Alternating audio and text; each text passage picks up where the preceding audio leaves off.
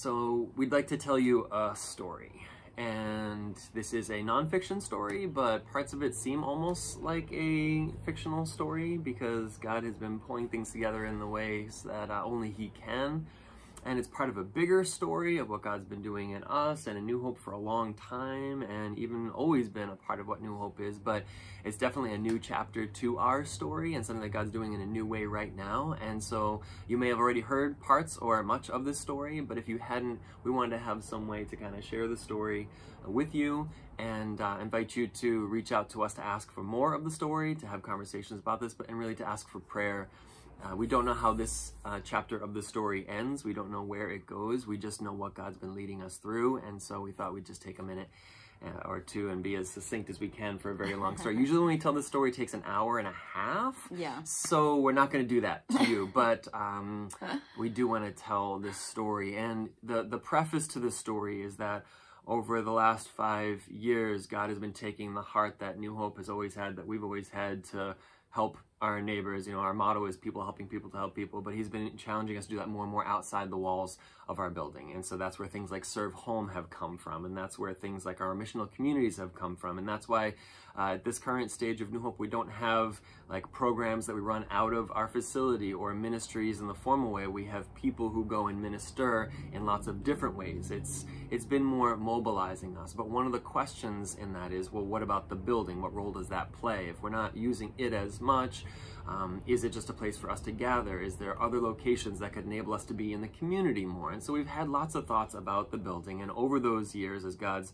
brought us through more and more experimenting about what this can look like in this next chapter, we've looked at various properties. Oh, what if it was here? Oh, here's a rundown old mill. Maybe could this be fixed up? And oh, here's a train station. Could this be fixed up? What's embedded in a community in a way that our building is more secluded in the suburbs? What would be more in a place with foot traffic, or a place closer to very imminent needs of people? You know, we go to Brockton to serve the homeless, and we go to other places to minister to those more directly involved with the needs. Our own building isn't located in quite that place. So it's always been a question, but it's been theoretical until now. We've talked a lot about what ifs, and it could be. Well, starting on kind of January 1st of this year, God made it very real to us by presenting us with an opportunity to pray over a possible new location for our New Hope missionaries to operate out of. We're operating where we are, but other locations would bring other opportunities, other challenges, just something to pray about. And so that's where this story kind of kicks in. One of the places, even in my previous exploration months ago, was a place in downtown Taunton, a storefront, beautiful old property that I drove by, and it was for sale or lease. I forget what the sign said, and I just felt like I want to pray at this place. And I pulled around back, and I prayed in the back parking lot. I just had a really good feeling about it. I was like, this is something we should at least look into. So I called the phone number on the front of the building and got a man named Jose, and very nice gentleman, talked for a moment, and I said, I was just wondering, is this building for sale or for lease? He said, no, it's not for sale. It is for lease. Okay. He said, well, what group are you representing? And I said, I'm representing a church. And he said, actually, I'm not really interested in leasing to a church at this time. That's not really what I picture for this building, or what my plans are. So I'm not interested in leasing to a church. I said, okay, thank you. Fine. No problem. And we hung up. That was a pretty clear closed door at that point. And I thought, all right, well, I don't know what God's doing. It's just a number I'm calling, but let it go.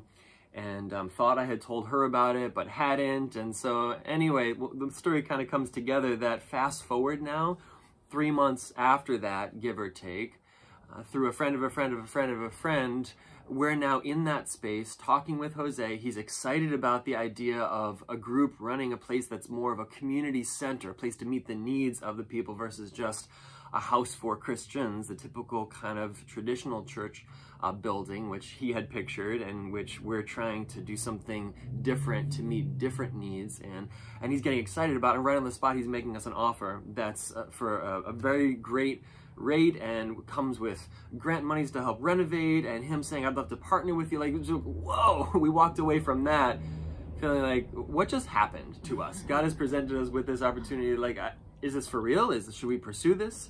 And now, as we've talked about it as a whole church family, we're seeing many of us feeling excited, and for different reasons. Like, my giftings and callings are in certain ways, and hers are in certain ways, and all of us are in certain ways but this sort of an opportunity, this particular place even, has potential for like all of us to really see ourselves in it. Like, oh, that could be something that we could do, a place that could really make us come alive. And this parallel thing, my preface is a long preface, I'm almost done, but the parallel thing that's been happening with us pursuing this theological concept, who are we, what is church, is that the culture around us is rapidly changing too. And as a pastor, I try to engage with the culture and with Christians and be a little bit of kind of like that bridge.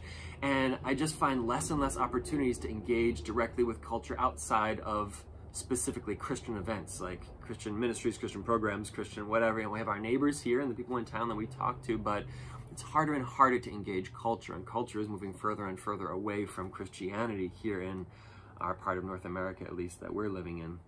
And so I'm hungry for ways to connect more with the lost. And this is a question you asked, like, what about the lost? And so traditional churches will be able to minister to people that will like be inclined to that mode. But I think there's an increasing segment of our population, the people around us, that are no longer inclined to pursue traditional church, but still are open to pursuing conversations about faith in God. And so like that's the part of my heart that's growing over time and feeling like less and less effective in the place where we are. And so for me, a move to some place that would be more of a community center, more embedded in a downtown street with foot traffic that walks by and directly involved in meeting the needs, it just feels like an opportunity to minister and to share the gospel to those who really need to hear it. And I think more and more churches, you know, reading people like John Mark Comer and like Francis Chan right now, and Todd Bolsinger, Canoeing the Mountains, and even Prophetic Words by Howard Snyder, The Wine and the Wineskins from many years ago. Just seeing as culture changes, parts of the church have to be like stepping out in new ways. And so we're kind of feeling called to that. God's brought a lot of confirmations in that this property is not just, oh, it's a nice place, but like this might be a great place and a unique opportunity. And so what can we do with our building? Could we sell it? Would that be enough money to afford this place and do the renovations needed? Would God bring partners into place? We're looking for those confirmations and asking for prayer from everyone we know, even some people we don't know, to get discernment in this. Like, is this the next chapter of New Hope? And so that's kind of why we're putting this together. So what parts of the story am I forgetting, or how can we fill that out to kind of paint the picture of where we're at? I guess we could fill in around this property, you looking at it, not sending it to me. I had made a friend over the past 2 years, very much so not connected in any way, but her sister owns the print company that I print with for my business, and so I'm very loosely connected with her, but she happens to be very connected with Jose. And so one very out of the blue text that I sent to my friend, she happened to be with her sister who owns this print company and who happens to mention the name Jose, who she's very close with because she has her business now downtown in Taunton and has wanted to be there in Taunton as a Christian person for a very long time. And so just the opportunity to mention the name Jose to Dave in the kitchen, and him saying, oh yeah, well, I talked to Jose, but he was the one who had said no. And so I thought, well, gosh, but if we can just meet maybe Jose, you know, maybe we can tell him more about our vision for this place, because just saying you're a church doesn't always give exactly the vision of what you want to do. And so we ended up, I ended up having coffee with Becky, and we ended up being able to then see the space that next Monday, which was January 3rd. I met with her for coffee on the 1st. So all of this started just the very beginning of January. And in meeting Jose, we were just figuring, like, this is a very tentative meeting. You know, Jose had been very clear, and she had made it clear to me because she had talked to him. They're very friendly, and she said, you know, he was adamant against a church being in this space. And so she just wanted to show me some of the other spaces and properties in Taunton. So that's what we were doing when we got together for coffee. And this particular place, when we met Jose, then went from being a no to being a like, well, actually, yes, like this is very exciting to me, you know. And so we're kind of like, wait a minute, like Jose is catching this vision, and saying yes to something he had been very adamantly against. And so starting sort of that actual Monday, just all of the things that God did and all of the ways that he sent confirmations or scriptures or connections, so many connections that just we didn't know about, that God knew about, because I feel like he's just sort of been doing this for a long time. Yeah, it's bigger than us. We're realizing like we're stepping into something that God's been doing in Taunton on a bigger picture, like with Jose. Jose's daughter and wife just recently came to faith and are excited and passionate about their faith. And, you know, now he's meeting us who are Christians that are wanting to like reach out into the community that he cares about. So he's been embedded there for years. He runs a tux shop in downtown Taunton and loves that community and is, you know, a good Catholic man and like believes in doing the right thing and trying to help people. And now he's got his wife and his daughter who are passionate about knowing Jesus, and he's meeting us, trying to help people and lead them to Jesus. And he's, you know, he's just getting excited about this and being surrounded by it. So there's something in this that's for him.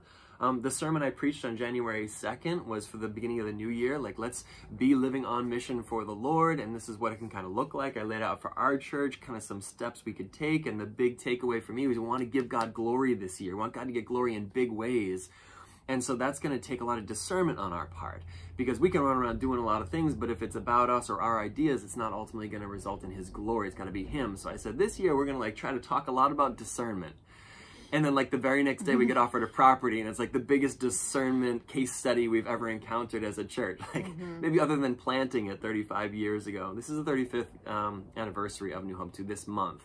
Turns 35. And, you know, 35 years ago I talked with my dad and my mom, and like they were in this place never expecting to establish a church in a new location, but things kept happening, and then that step of faith turned into 35 years of ministry. And so we're not expecting or trying to do anything, but we see God leading us in this way. It's very consistent, and it's almost like a new wine in a new wineskin. He's given us new wine, a way to go about his gospel, and it's possible he could be leading us into a new location, a new vehicle to bring it to the world around us. But the parallels between how New Hope started and this are kind of beautiful as well. So it's about Jose. I talked to a local Taunton pastor, and he said that just during the pandemic, there were 3 churches that were very involved downtown in outreach and ministry. And during the course of the last 2 years, all 3 of them have relocated or shut down. So there's a void. Like, okay, Father, you might be bringing more Christians into a place where you had your people before. So that's been confirmation for me. I've been trying to talk to other pastors that know me, that just know ministry,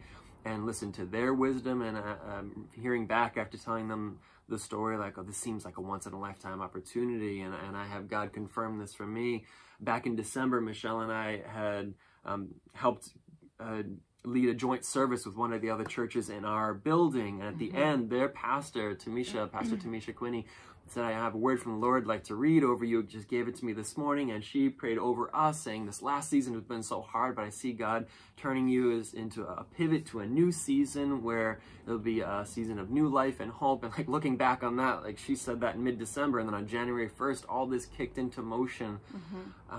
So like the scriptures and the people and the voices outside of us are speaking loudly, and we're like, maybe the little bit that we can do, you know, we're Little New Hope, but we love to serve. So God might just like put us into like a little a round piece in a round hole, and it like completes a part of this story of what he's doing. We could just be serving in a place that's really needed, and maybe even just sovereignly prepared, you know, foreordained for us to be there. So we don't know for sure if God will bring it all together. Money is an issue, and decisions have to be made. You know, our own sale of our building and a purchase of this building, and us as a church family all feeling led. We don't want it to be a Michelle and Dave story at all. So we've been just saying, what's God saying to you, church family, and listening, and talking about the nervousness and fears of leaving a place or selling, and the excitement and fears of buying. So we're in this kind of soup, and we don't know exactly how it'll go through or forward, but we do know that God has called us to like wrestle with this. It's like we see Jesus on the water. He's like, all right, take a step. So we're taking like one step of faith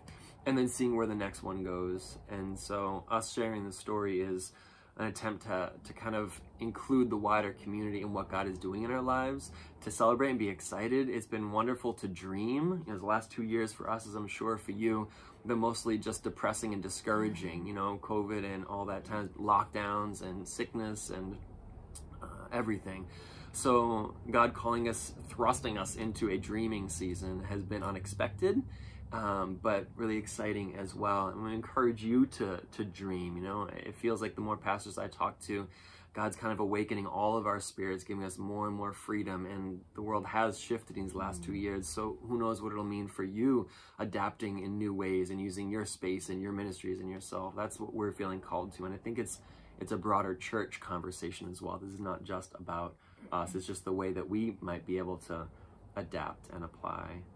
So maybe for you or for me, what are the specifics that we could add? Yeah, we're already 15 minutes in, so we have to... Yes, we need to be done. Wrap up. I would say that for me, what has sort of come alive in the past handful of years was, as we're reading certain books, as we're exploring, wanting to know and think more about what church looks like and how it can adapt, and being pushed into missional communities, which was a dream of ours to experiment with anyway, but COVID really allowed for that.